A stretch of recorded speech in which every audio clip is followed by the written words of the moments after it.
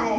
आग लगी है सीने में, हुक्मरान सब व्यस्त हैं खून गरीब का पीने में, तो राम मंदिर या बावरी का पक्ष नहीं मैं लाई हूँ, घायल भारत चीख रहा है, चीख सुनाने आई हूँ। परम आदरणीय शिक्षा महोदय, मंचासीन निर्णायक समिति मंडल एवं उपस्थित मेरे प्रिय भाई एवं बहनों, मैं काजल मदेसिया आज आप सभी के सामने अपने विचार प्रस्तुत करूंगी। अगर इसमें कोई भी त्रुटि हो तो क्षमा करें। महोदय, दर्द हद से तब गुजरने लगता है जब हमारी आंखों के सामने ताज, पुलवामा और छत्तीसगढ़ में शहीद हुए जवानों के सत अजले शरीर, रेत के टीलों से ऊपर जाती लाशों के ढेर, अब कश्मीर के खून से रंगी लाल रंग के सड़कों के दृश्य सामने आते हैं। उस पर हमारे प्रतिपक्षी महोदय का कहना ये कि मानवाधिकारों की अनुपालना करते हुए देश से आतंकवाद और उग्रवाद को समाप्त किया जा सकता है। महोदय, अब तो हमारा तिरंगा झंडा भी हमसे पूछने लगा है कि क्या बात है भारत, आजकल लहराने से ज्यादा कफन में दफनाने के क्यों काम आ रहा हूँ। महोदय,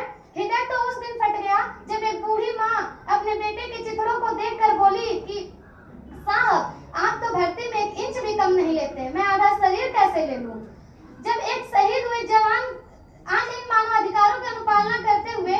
आज इन मानवाधिकारों के कारण इन आतंकियों के बदलों की आगाओं की नागफनी हंसती है और हमारे शहीद हुए जवान की आंगन की तुलसी रोती है। जब एक शहीद हुए जवान की विधवा की वेदना चीख चीख कर हमसे ये कहती है कि प्यार भी भरपूर गया, मांग का सिंदूर गया, नन्हे नौनिहालों की लंगोटियां चली गई, छोटी छोटी बेटियों की चोटियां चली गई, और आपके लिए तो एक आदमी मरा है साहब, मेरे घर की तो रोटियां ही चली गई,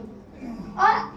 मेरे घर की तो रोटियां ही चली गई। किसी भी युद्ध को जीतने के लिए पहल करना सबसे ज्यादा आवश्यक है, क्योंकि इतिहास गवाह है पहल करके बड़े बड़े युद्धों के परिणाम बदल दिए गए हैं। हमारे देश का जवान आज इन मानवाधिकारों के कारण हमारे देश का जवान इस कदर बंधा हुआ है कि वो अपने ड्यूटी पर खड़े होकर भी पहल करने से डरता है, क्योंकि महोदय उसे भविष्य में कटघरे में खड़े होने का डर सता रहा होता है, क्योंकि वे जानते हैं कि चाहे एक उग्रवादी की राइफल से निकलने वाली गोली को तय करना पड़े या ना पड़े कि वह किसको लगेगी, परंतु हमारी राइफल से निकलने वाली हर एक गोली को एक निर्णय लेना पड़ता है कि वह किसी दोषी को लगे या ना लगे, परंतु किसी निर्दोष को नहीं लगनी चाहिए, क्योंकि अगर ऐसा हुआ तो ना तो ये समाज उन्हें छोड़ेगा और ना ही दिल का तार बनाने वाली ये मीडिया उन्हें छोड़ेगी। और आज हमारे देश का जवान मानवाधिकारों के तले किसी भी जवान को दबाकर युद्ध के मैदान में भेज देना कोई वीरता नहीं, एक आत्महत्या है, क्योंकि महोदय फूल को श्रृंगार दो ये मुमकिन नहीं और एक वीर को झंकार दो ये मुमकिन नहीं, जो हाथ बांधे सेना के ऐसे मानवाधिकार का पालन संभव नहीं।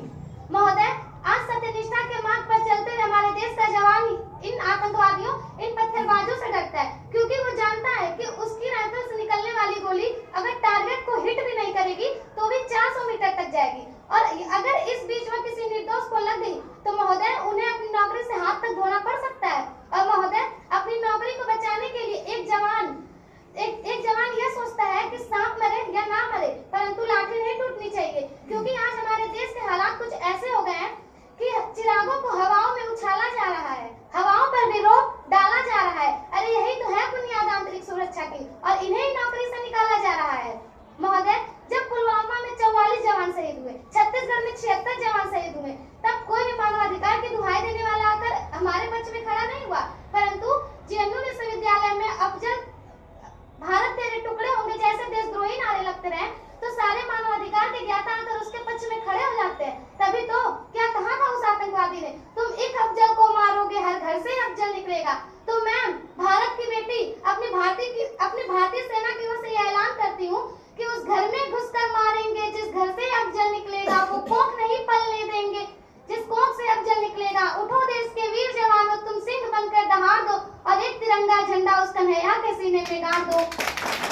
महोदय, अंत में अपनी गाड़ी को विराम की ओर ले जाते हुए मैं सिर्फ इतना ही कहना चाहूंगी कि मुझे अफसोस है अपने देश की इस नई प्रक्रिया पर कि आज भी रात को 12 बजे अजमल कसाब जैसे